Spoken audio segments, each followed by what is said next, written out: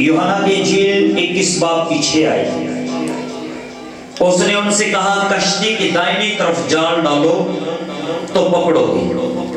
कश्ती की दाहिनी तरफ जाल डालो तो पकड़ोगे।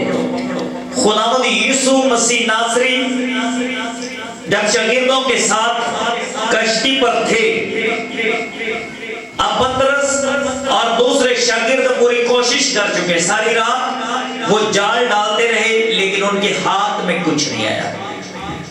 वो मेहनत करते रहे हैं, सारी रात तकलीफ उठाते रहे हैं, कोशिश करते रहे हैं और उनके हाथ में कुछ भी नहीं आया।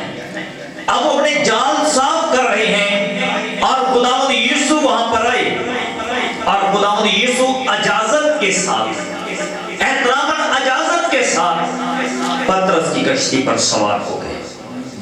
इस बात को गौर से सुनना, खुदावंद यीशु आपके बदन में आपकी इजाजत के बगैर नहीं आते।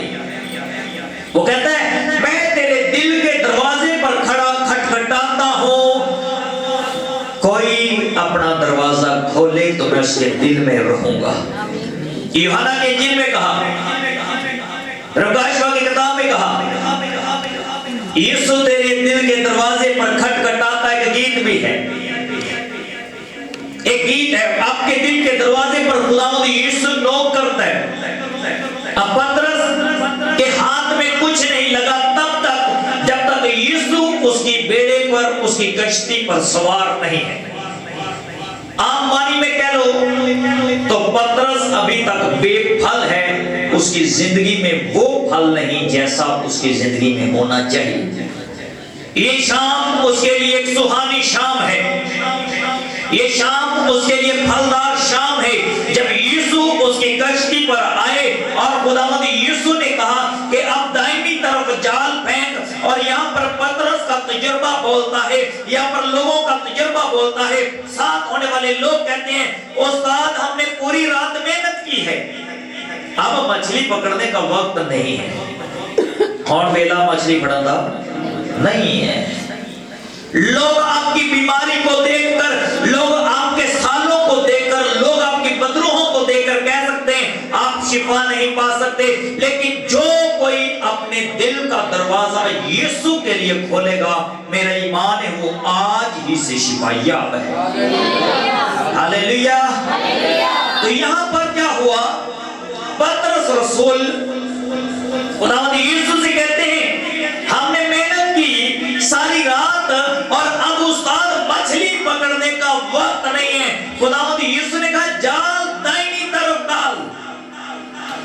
यूं ही पतरस रसूल खुदावंद यीशु की बात को मानते हैं और हुक्म इलाही के मुताबिक वो जाल को डालते हैं, दाहिनी तरफ जाल को डालते हैं। ये काम मानना बड़ा मुश्किल था। अब पतरस बेदिल हुआ जाता था, शागिर्द बेदिल हुए जाते थे, क्योंकि मछली पकड़ने का वक्त नहीं है। वो वक्त कभी भी किसी के हाथ में शिकार लगा ही नहीं जिस वक्त में खुदावंद यीशु ने उसे मछली के लिए जाल डालने के लिए कहा।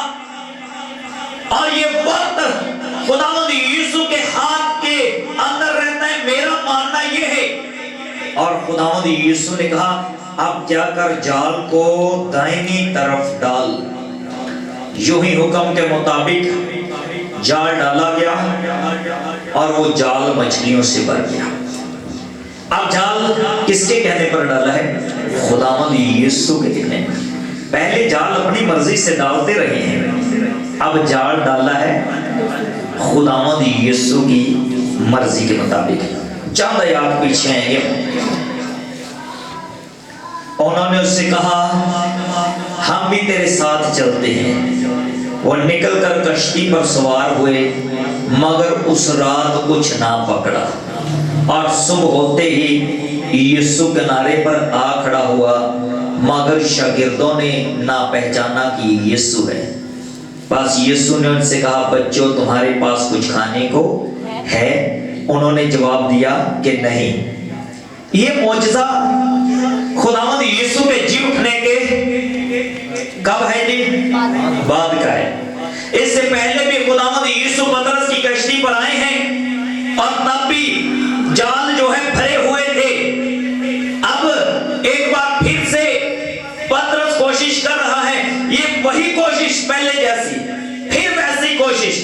और शिकार उनके हाथ में नहीं लग रहा जब तक यीशु बेड़े पर नहीं है। इसलिए उससे साढ़े हाथ भी कुछ नहीं लगता पे।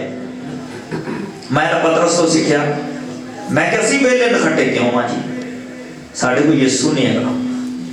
मैं पतरस को सीख लिया राती जब हम पढ़ रहे हैं पतरस को, मैं कैसे कलीसिया कमजोर ते गरीब कर्जे ते सूद दे अंदर है क्योंकि साडी जिंदगी दे विच यीशु नहीं है।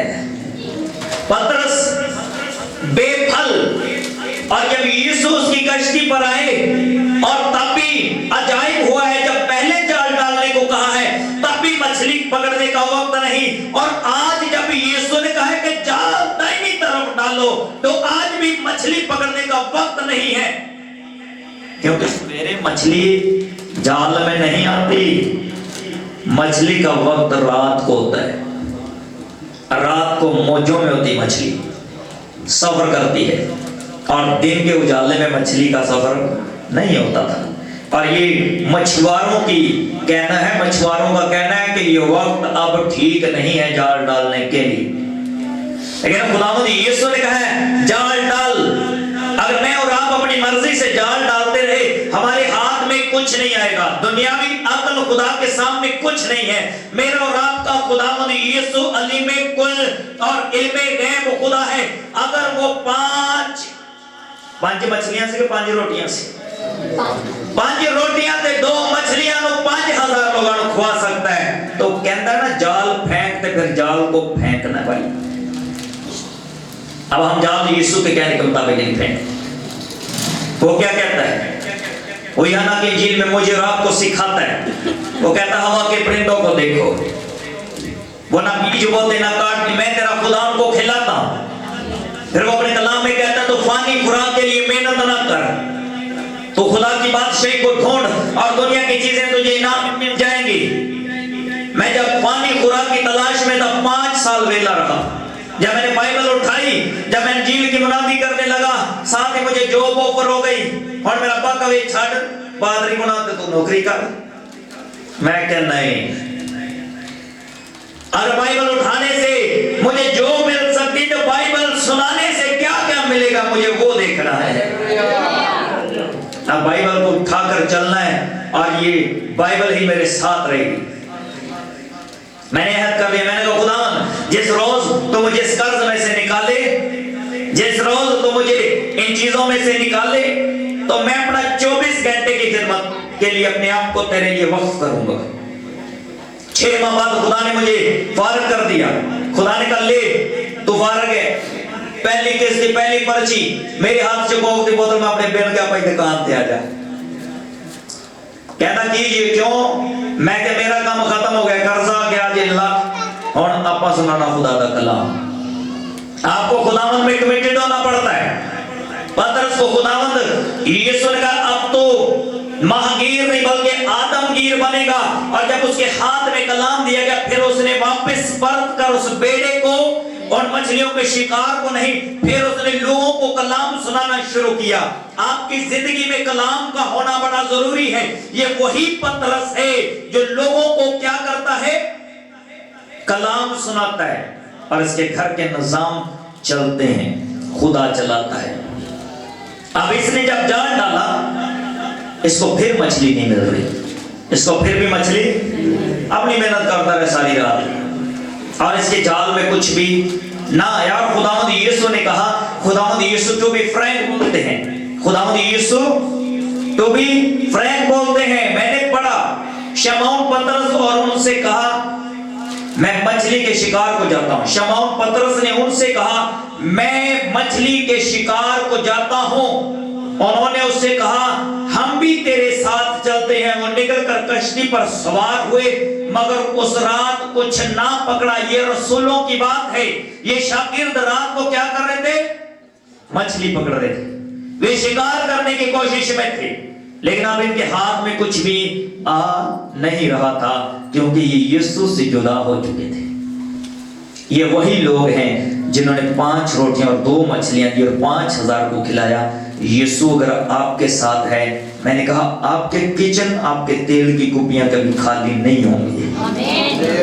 बस आपको खुदावंद को समेटना है। हालेलुया। हालेलुया। बेफल, बेफल, थोड़ा कट खोल यार। बेफल जिंदगी खुदावंद को पसंद नहीं।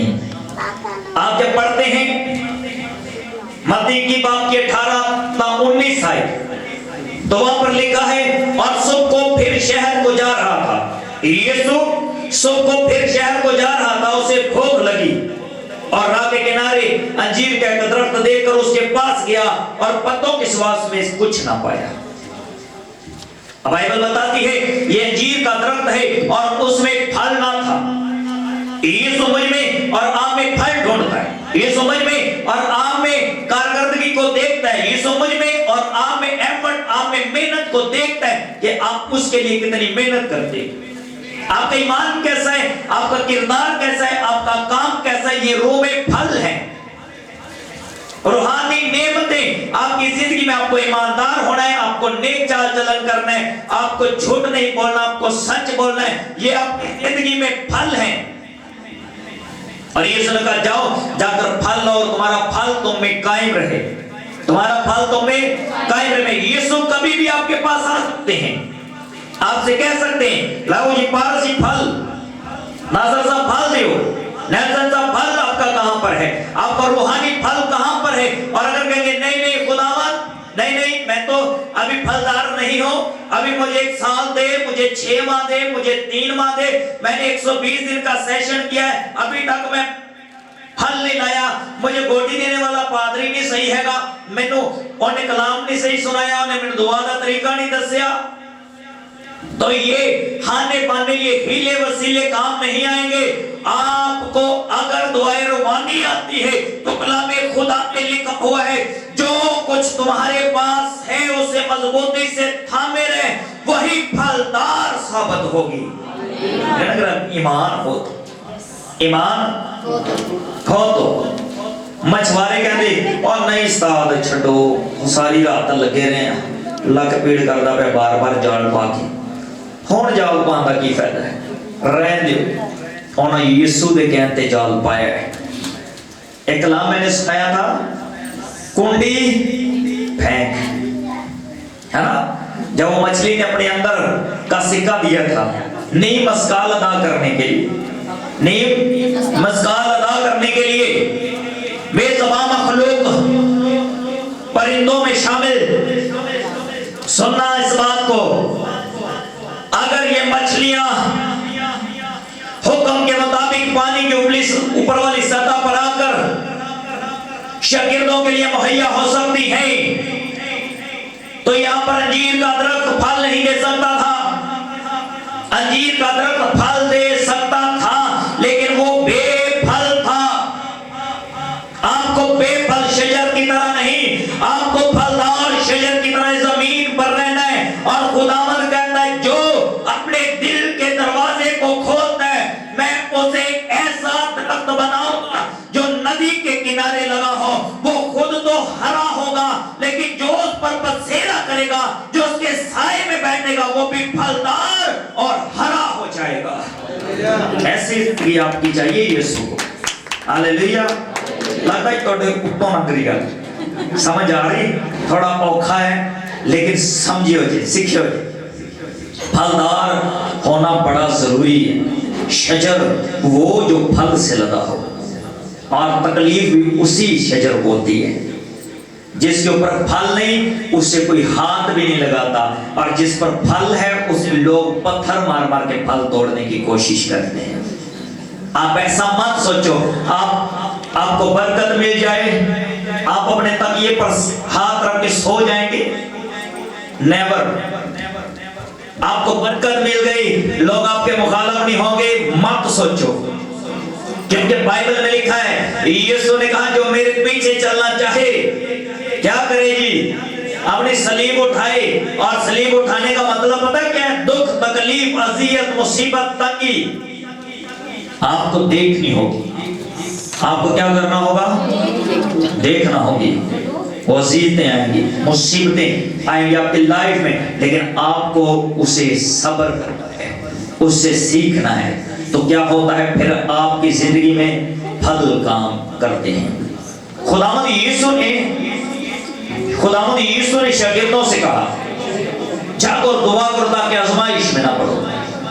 अब वो लोग सोए रहे, वो लोग सोए रहे। आपको जागना है, ये वक्त है फलदार होने का। फलदार होने से माने क्या है? खुदा का कलाम आपको फलदार करता। मेरे अजीजों, बात को सुनिएगा, सीखिएगा इस बात को।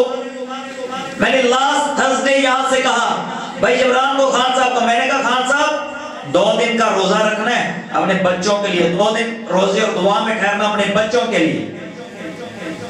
हंस के मुस्कुरा कर इग्नोर कर दिया। पीर वाले दिन, मंडे वाले दिन, संडे गुजरा, नहीं आया यहां पर। मैं पूछता, भाई रोजा रखा? नहीं आया। मंडे को आया, आंखों में आंसू लिए हुए, पहले फोन किया, पारी साहब दुआ करो। मैं क्या हुआ जी? बाइक के अपने चक्के में बच्चे का पांव आ गया और वो टैंकी से गाड़ी के पहिए में। फिर वो कहता, मैं रोजे रख लेता अपने बच्चे आने थे किस। तो मैंने कहा, होनी जो मुसीबत आपकी लाइफ में आनी होती है, दुआ और रोजा उनको रोकता है, वे बैरियर को तोड़ता है। अगर रसूल उस रोज प्रेयर करते, उनकी जिंदगी में आजमाइशें नहीं आती। अब यीशु ने 3 बार उनको उठाया। चौथी बार कहा, तुम सोए रहो, और वो सोए रहे। और जब उठाया, चलो चले, अब पकड़वाने वाले करीब आ गए। उसके बाद रसूलों को मसाइब का सामना करना पड़ा। मैंने मारिया से कहा, मेरी अहली है, मैंने कहा 2 दिन दुआ रोजे में ठहरना है, ठहरोगे आप मेरे लिए? मेरे कहने पर ठहरोगे? उन्होंने कहा जी ठीक। नहीं ठहरे। संडे के रोज वहां से गिरे, 2 दिन वही पांव जमीन पर नहीं लगा सकते, नहीं रखा, पांव का मांस फट गया। तो ये जो बातें हम खुदा की हजूरी में करते हैं, मैं हवा में बात नहीं करता। मैं इस बहन को कहा था, बेटी रबिया की वालिदा को, मैंने कहा 30 दिन दुआ रोजे में ठहरना है आपने इस बच्ची के लिए, ये शिफा पाएगी।